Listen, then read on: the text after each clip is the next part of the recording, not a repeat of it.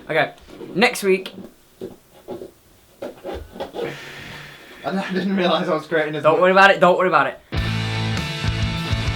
Next week, I am going to South Korea for Zandari Festa.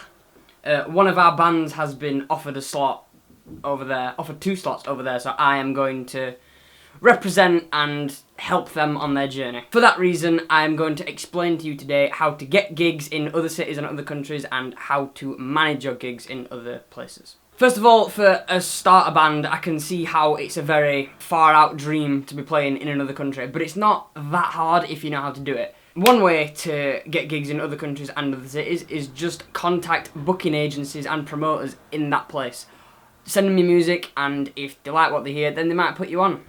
End of story. If you know a bigger band that is going out to other countries and other cities that you want to go to, and they are a similar type of band to you, then get friendly with them. Try and become friends with them, and then they might take you on as a support band, if you're lucky. The way that our band got the slots in South Korea was that they played Liverpool Sound City, and Liverpool Sound City really liked them, so they thought, we'll send them to our festival that we do in South Korea. The most glaring issue when you're faced with something like this is how the hell are we going to afford that?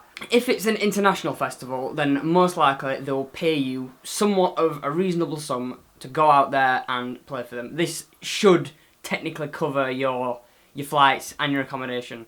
However, if it doesn't, you can contact the PRSF, which is Performing Rights Society Fund, I believe, who you can essentially apply for extra money to go out to places, and if you send them all your band details, the places that you're going to be going, and why you should go, essentially you need to pitch why your band is going to go to this place, and if they like the sound of it, then they might give you some money. That's only for the UK.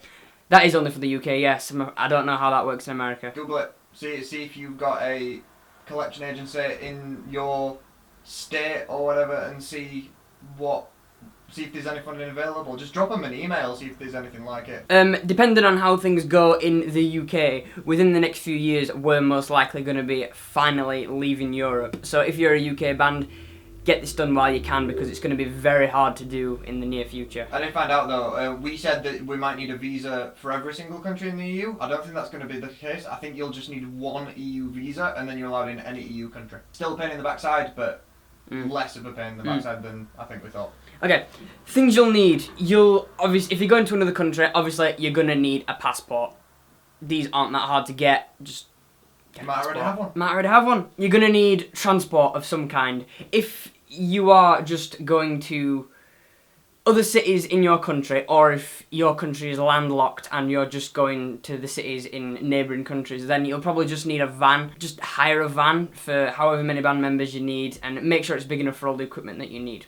Ideally, you want to be hiring a splitter van. This is basically a big giant van that has room for all the passengers and then all the equipment and luggage in the back. Usually these come with drivers as well, so that's a bonus, because I imagine the vast majority of you can't drive a van or are not permitted to drive a van for legal reasons. Before you set out on tour, you need to know exactly what equipment you're going to need. And the way you're going to have to figure this out is, if you're getting a plane, the flight will usually have an allotted weight or size of luggage that you can take, so you need to make sure that all the equipment that you need falls under that category. Failing that, you're going to have to pay extra to get some bigger items on board, or you're going to have to hire equipment in the countries that you go to.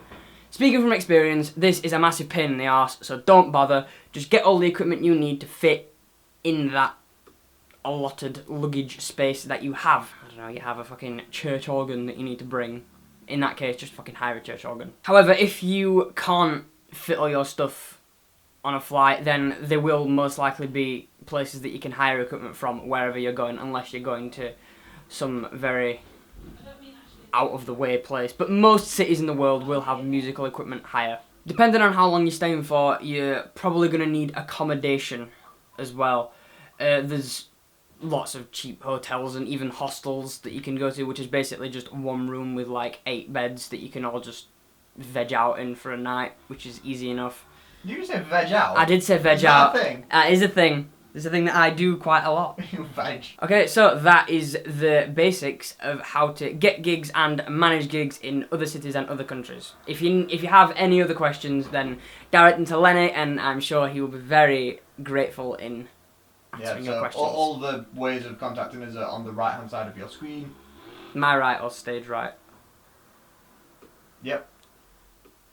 Okay, goodbye. Have a lovely day. Can't feel as though this motif's got a little old. It's not even a motif anymore, it's just I like to sit here. Awesome.